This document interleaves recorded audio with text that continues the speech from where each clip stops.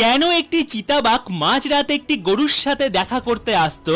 এটা তো আমরা সবাই জানি, চিতাবাঘ মানুষ থেকে শুরু করে কুকুর, বেড়াল, গরু, ছাগল আরো অনেক পশুর শিকার করে। কিন্তু গুজরাটের একটি গ্রামে এক গ্রামবাসী দেখে যে মাঝরাতে তার গরুর কাছে একটি চিতাবাঘ আসে, আর চিতাবাঘটি গরুটির সাথে সুন্দরভাবে বসে আছে।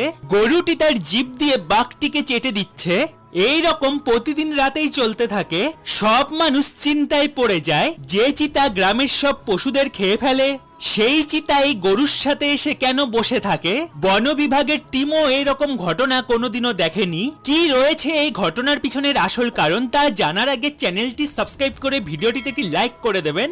অনেক রিসার্চ করার পর জানা গেল, যখন এই চিতাবাঘটি ছোট ছিল তখন থেকে এই চিতা গরুটির কাছে আসতো আর গরুটির দুধ খেত, যার জন্য এই গরু আর চিতার মধ্যে একটি মা আর বাচ্চার সম্পর্ক তৈরি হয়েছে।